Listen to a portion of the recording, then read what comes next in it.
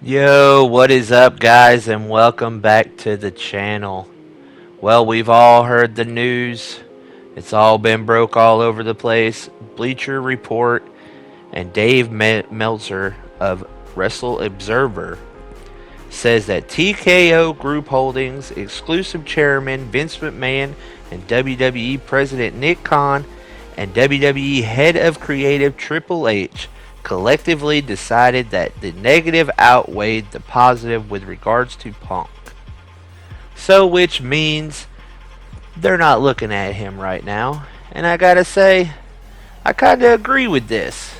And that's why I made this video to go ahead and tell you guys why, to give my 2 cents, and to get some feedback from you guys to let me know what you guys think.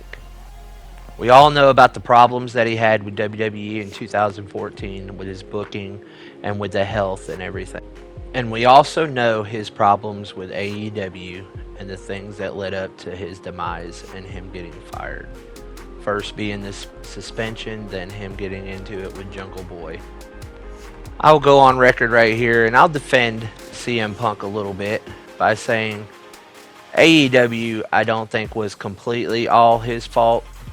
I think with it being a new company, they needed him to help in the locker room, and he thought that he was going to do it one way, but they wanted him to do it another way. I think with Punk being a bit of an old school guy, looking up to people like Terry Funk and Harley Race and stuff, and the PG era that we're in with AEW and everything, I think that it just didn't mix well. Because back in the day, those locker rooms, they used to be rough. I mean, if you had a problem with somebody in the ring, they were talking shit or something, you could beat them up backstage and then go have a beer with them or something. But these days, you're not going to do that. But back to the point that I'm trying to make in this video is that it is a good idea that they did not jump on CM Punk right at the moment, because there's nothing for CM Punk to do in the WWE. I mean, with Roman Reigns absent 75% of the time, Seth Rollins carrying the company strong, Cody's a big time player. I mean, what would you really want him to do or have him do? But let's just say in some wild WWE universe, they did bring CM Punk back. I personally wouldn't want to see him in the ring. I think that he should take on a producer role and work with like Jamie Noble and Michael Hayes and Jordan down there, or maybe even go to NXT and work with Shawn Michaels. Then he can actually say that he's there to help the younger talent. Which brings me to another point, is Seth Rollins. We all know that he made comments about CM Punk. So how do you think that that would be if he was to bring him into the locker room? I mean, Seth Rollins and Triple H, those two are boys right there. So I know that they're not going to want to have CM Punk around. I mean, if he was to come in, he would just disrupt everything that they have going on right now. The Bloodline story, the Cody Rhodes tag team with Jey Uso. Seth Rollins is the world champion. I mean, there's no doubt that he can sell a ticket, but you have to weigh out the pros and cons. Is he going to disrupt everything going on, or do you just want a quick buck? And I honestly think that now with the merger and everything, they have to think about things a little bit differently. And now that Vince McMahon's not in the way, I mean, we all know how many times he's brought people in and out after he's fired them and all this stuff. So at best, I truly see him coming back after WrestleMania at most, because the talent is stacked back there in that locker room.